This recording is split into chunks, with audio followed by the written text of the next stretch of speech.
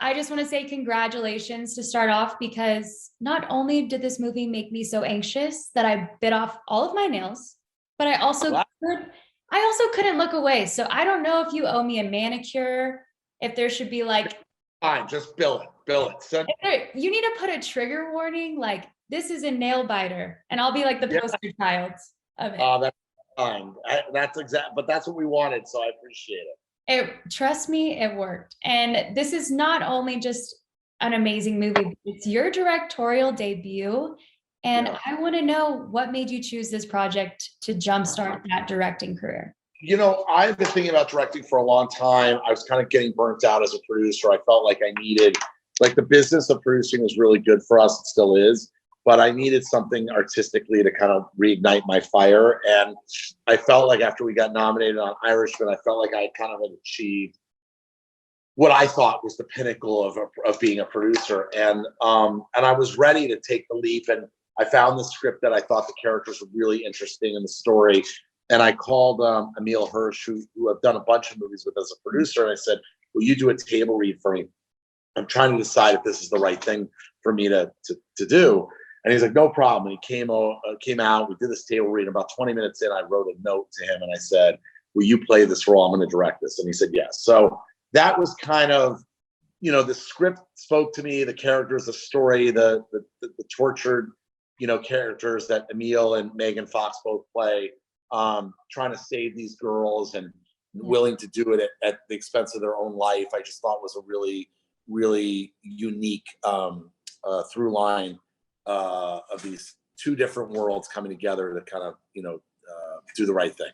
So that was it. That's kind of what got me into it. I was petrified to direct. I've been on 122 movies and worked with some of the greatest directors. And it's easy when I'm sitting in a chair watching them. And then, when it's my turn, you just don't know. And there's a lot of insecurity and anxiety, and you're just trying to prepare properly. And then you throw in a worldwide pandemic and it gets real tricky. But I know. Oh my gosh. That was hard for any director, let alone a first-time director. So was that difficult for you? I mean, y'all were in it, and it's hard to just put the brakes on, have 3 months off. Like, how did you get the cast and crew back in it? It was crazy, because when we shut down, I was heartbroken, because my heart and soul was in this movie and the character and the script and with everybody. And they were, and I think when we went home, we didn't really know what we were getting ourselves into. Nobody really could wrap their head around it. But from the time I got home, I'd say I got home like March 17th. I'd say like starting on June 1, I became a real advocate for the industry to come back to work, because a lot of crew members I had spoken to, not just on this movie, but other movies that I work on. And they were just like, Randy, man, financially we're getting killed. And, everybody was getting financially destroyed, and people were losing their businesses and their homes. And I just felt a responsibility. And the cast had said to me that if anybody's going to get this movie back, it's going to be Randall. Like, as a producer, they knew me, a lot of them. And I just became really obsessed with the industry putting out protocols. Once they met with the doctors and the specialists to put out a safe list of protocols. Like, I just want to know what it was. What do we have to do to operate safely and to come back? And in July or end of June, I think they did put it out. And then the cast, that was hard to go back, because you're out of it for 3 months. I was so in it, and then you're out of it, trying to make sure your family and your friends are living and going to survive. I had a lot of friends get COVID, like most people, some really, really sick, all different stages, some passed away. And you went through all these different feelings of anger and helplessness and, all the things we all went through. So then you go back to work and you're like, okay, now I got to make this movie that is my heart and soul, and I got to get back in. Now you got masks on and everything's different. It was different.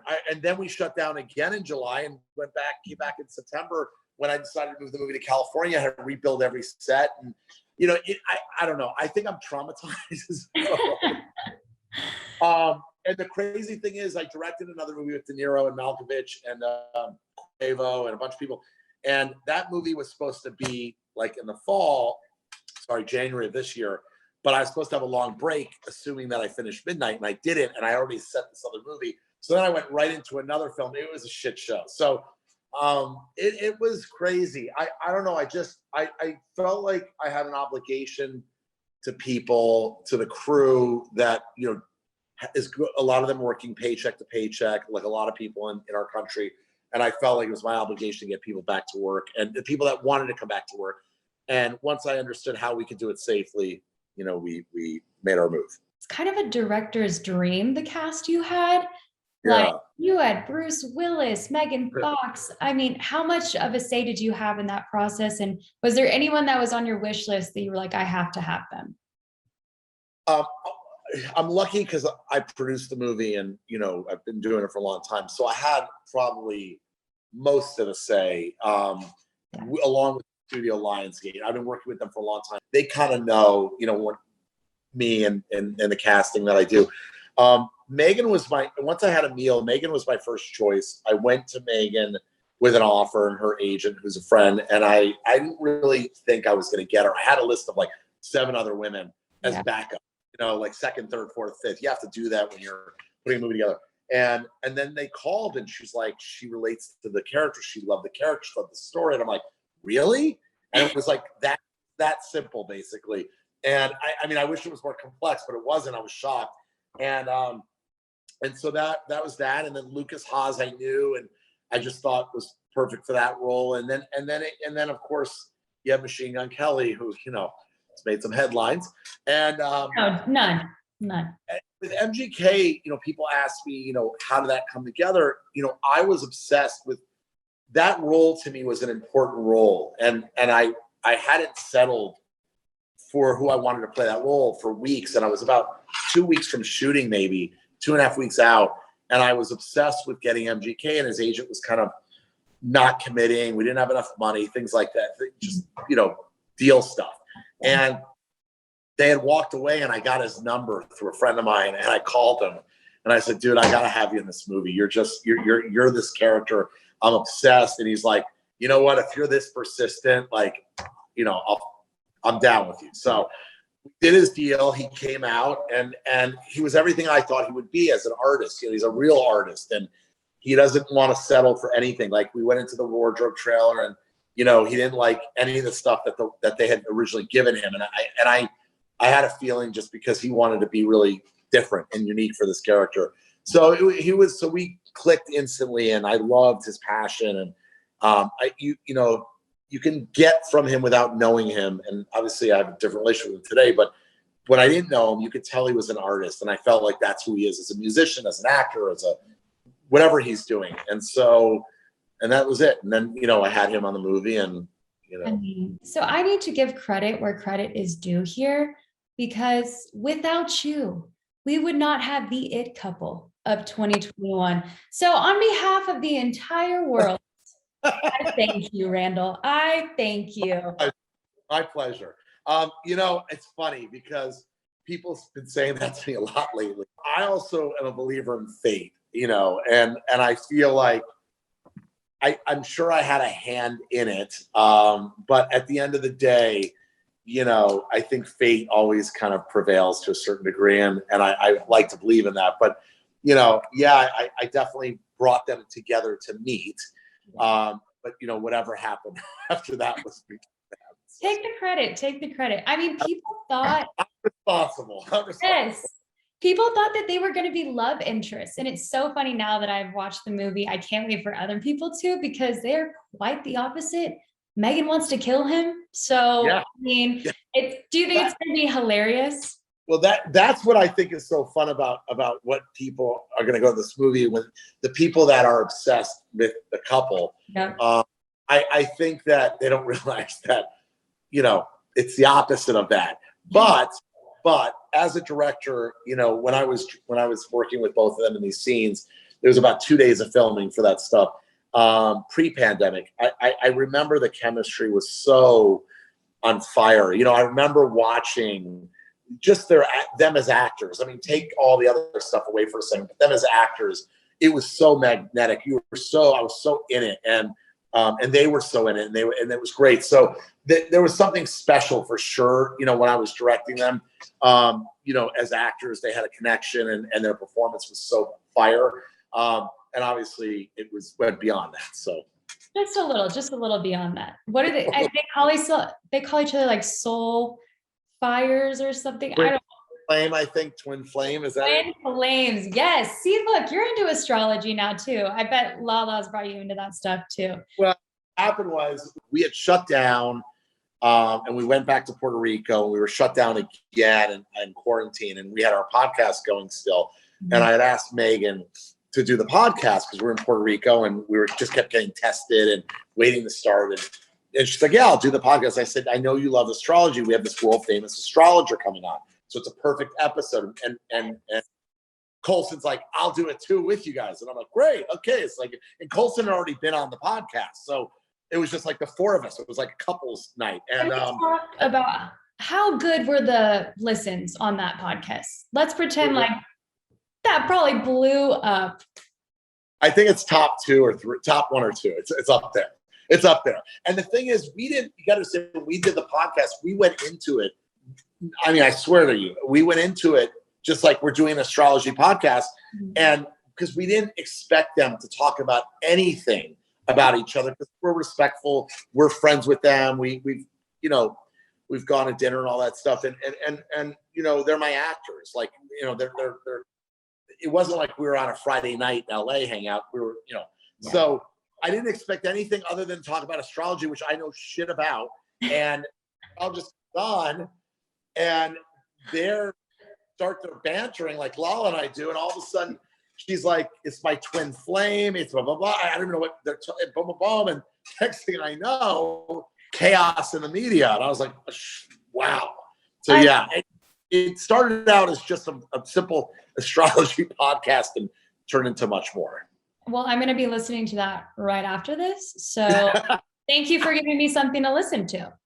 I mean, speaking of Lala and this whole movie, I mean, you are a father. You have had 2 kids before. You just had your 3rd with Lala, first with Lala. But I mean, first of all, congratulations. That is so incredible. Ocean, right?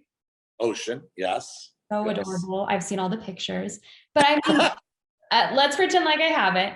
But this movie is kind of it's not a lighthearted subject. And definitely as a father, was there any pressure on directing this about a movie about all these poor girls who didn't have someone that stood up for them? Did it give you a different perspective? I think being a father changes just you as a human. I have 2 kids, as you know, that are almost 12 and almost 7, almost 8. And when I create art today, you're always thinking like, oh, this sucks because my kids can't see it, that kind of thing. Yeah. But I definitely felt a connection in this movie that, these 2 people, Megan and Emile, stand up for these girls. They don't have a voice. And I felt like that's what a father has to do for his daughter. And I think that there was definitely a connection. I definitely feel that because that's what I do every day as a dad. But I definitely felt like, wow, it's you can relate. Like I felt like I related to Emile's character and Megan's character. They're fighting for people who don't have a voice.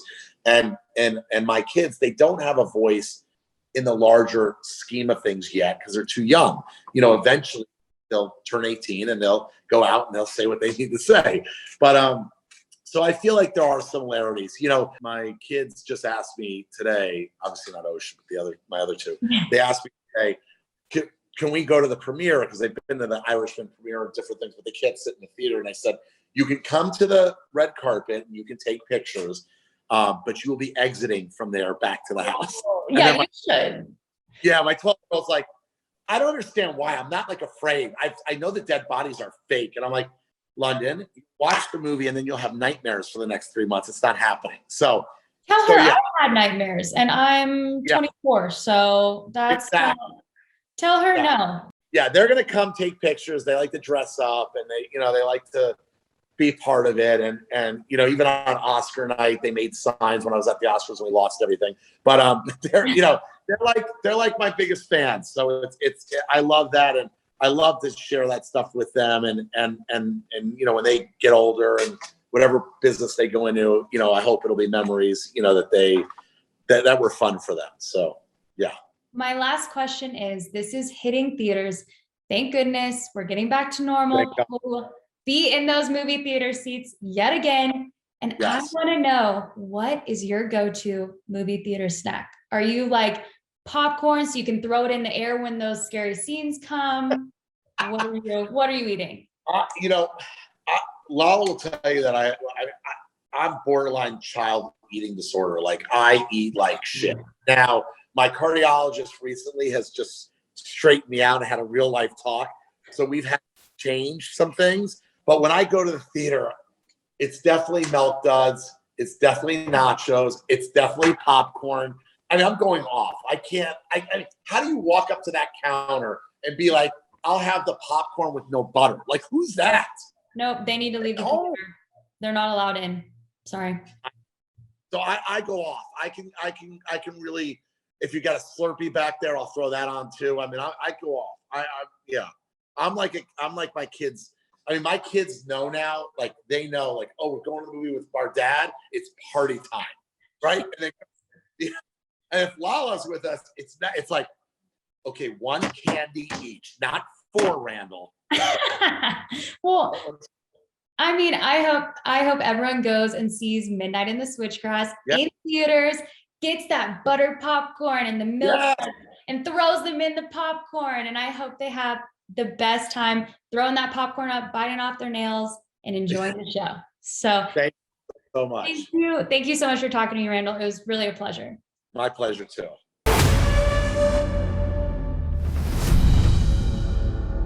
Don't you worry. We'll have our time together.